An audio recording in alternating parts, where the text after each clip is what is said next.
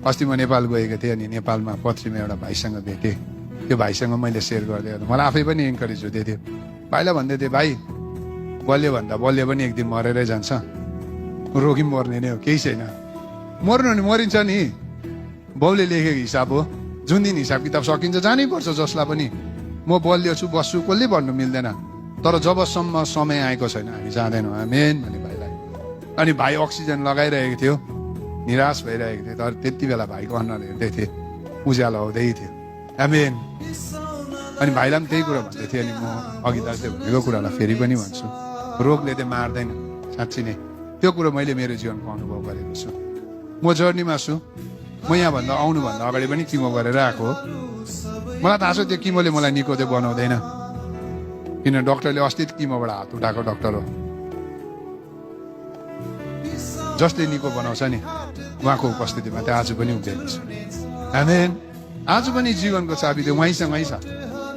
कतिपल्ट हामी सानो सानो कुरोमा डिस्करेज हुँदो रहेछौँ। मैले पनि प्रभुसँग प्रश्न सोधेँ, तर म तपाईँहरूलाई यति लामोको एउटा जर्नीको एउटा शब्द भन्छु, प्रभुको उपस्थिति उभिरह्यो। यति गाह्रो हो। म सायद त्यो गाह्रो अवस्थाको समय तपाईँहरूलाई भन्नु सक्दिनँ, त्यो कस्तो थियो भन्ने कुरा। रातभरि 24 आवर्स दुख्थ्यो मलाई, 24/7 दुख्थ्यो मलाई। तर त्यो दुख्दै गर्दा पनि एक दिन भित्ता पक्रेर खाना खाने कोसिस गरेको थिएँ। चपाएर सानो कुखुराको मासु चपाएर निल्नु खोज्छ, च्याप्पै अड्क्यो। के गर्नु उकालो पनि जाँदैन ओह्रालो पनि जाँदैन, यति गाह्रो भयो। अनि गएर वासरुममा गएँ, पुरा हात हालेर उल्टी गरेँ। त्यो उल्टी गर्दा खाँदा पुरा ढाँड दुख्यो, छाती दुख्यो। अनि भित्तामा पक्रेर एउटा वर्ड भन्दै थियो, प्रभु धन्यवाद। आफै झसङ्ग भए, दुखिरहेको छ तर वर्ड त एउटै भइरहेको छ, प्रभु धन्यवाद। बुझेको पनि थिइनँ के भनेको मैले। मेरो दाजु खस्दा पनि प्रभु तपाईँ हाउडे रहेछ कहिले पनि भनिनँ मैले प्रभुलाई। एउटै कुरो भने प्रभु धन्यवाद। रुँदै थिएँ, प्रभु धन्यवाद। आज मैले एउटा स्लोगन जत्तिकै सिकेको छु, प्रभु धन्यवाद। आई डोन्ट नो, तर एउटा कुरो यात्रामा यो कुरो चाहिँ मजा आउँदो रहेछ क्या, त्यो धन्यवादले पुरा ठेल्दो रहेछ। आमेन। शत्रुले के भन्दैछ, थुप्रो तेरो जीवन सक्यो, त्यो परिवार सक्यो, सबै कुरो सक्यो, तर जब पनि प्रभुमा धन्यवाद दिएर उहाँको प्रशंसा गर्न थालेँ नि, उहाँले सबै कुरोमा रिस्टोर गराइदिनु। आमेन। सो आज म तपाईँहरूलाई पनि त्यही उत्साह दिन्छु। तपाईँहरू थुप्रोजना हुनुहुन्छ होला, संसारले क्रोनिक डिजिज भन्छ, क्यान्सर कुनै के बिमारलाई दबाई छैन भन्छ। हो नि, संसारमा त पक्कै छैन, उनीहरूले सत्य बोलेको। तर आज हामी ढुक्कै हुनुपर्छ, जसको उपस्थितिमा आएको छ उहाँमा सबै कुरोको समाधान छ। आमेन। संसारले हुँदैन भन्ने ठाउँ नै राम्रो। खासमा संसारले बिचबिचको केही हुन्छ भन्ने भयो भने त झन् कन्फ्युज हो।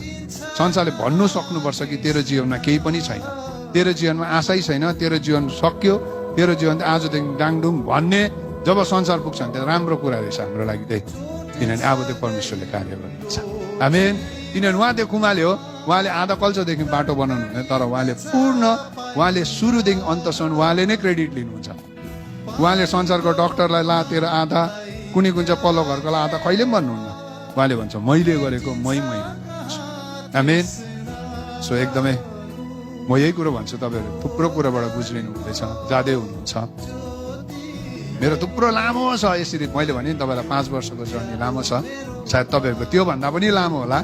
तर एउटै कुरो भन्छ, जसरी हामीभन्दा अगाडिको विश्वासको नायकहरूले आफ्नो यात्रालाई पुरा गरे, यो विश्वासमा जब पनि तपाईँहरूले हामी हिँड्न थाल्छौँ, जब पनि सृष्टिकर्तालाई हामी आदर गर्न थाल्छौँ, जब पनि उहाँले बोल्नु भएको कुरालाई हामीले भरोसा गर्नु त सिक्छौँ, यति चाहिँ म तपाईँसँग कन्फर्म गर्न सक्छु, रोगले चाहिँ हामीलाई मार्दैन। आमेन। परिस्थितिले हामीलाई मार्दैन। आमेन। आमेन। किनभने परिस्थिति, रोग, समस्या भन्दा माथि त्यो परमेश्वर अलवेज हुनुहुन्छ। आमेन। हुन्छ, सबैलाई जय मसीह।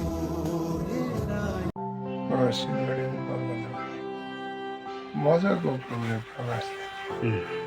त्यो प्रकाश चाहिँ के थियो भने नि, जस्तो उत्पत्ति एक कुरा हामीलाई थाहा छ नि त, आदिमा परमेश्वरले स्वर्गीयहरू अनि पृथ्वी सृजना गर्नुभयो।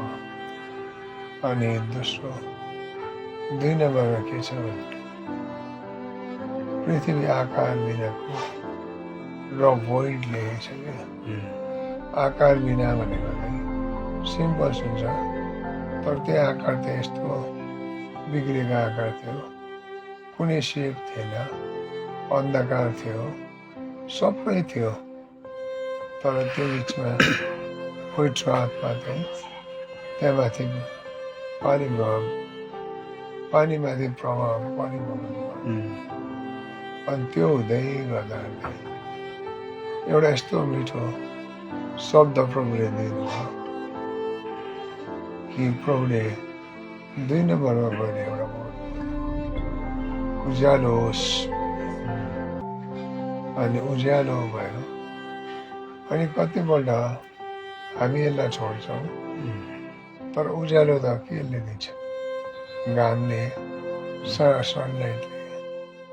तर मजाको कुरो चाहिँ त्यति बेला घामै बनिएको थियो।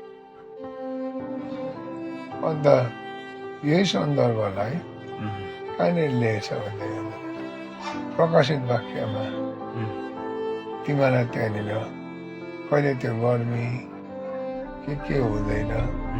किन भन्दै गर्दाखेरि त्यो ठाउँको घाम, उज्यालो, ज्योति सबै म हुन्छु भन्यो क्या मिठो शब्द चाहिँ उत्पत्ति 1:2 सुरु गर्ने परमेश्वरले प्रकाशित वाक्य शब्दले एउटा मान्छेलाई उत्साह दिँदै थियो, म तिमीलाई सुरुदेखि अनन्तसम्म म तिमीलाई हेर्छु, म सँगाल्छु भन्दै थियो क्या। अब थुप्रो घटनाहरू घट्यो, तर प्रभुले सुन्नु भन्यो जुन ज्योति मबाट पाउँछौ त्यो ज्योतिले तिमीलाई हानि गर्दैन, अनि जुन अन्तमा पनि तिमीले पाउँछौ त्यसमा तिमीले हानि पाउँदैन।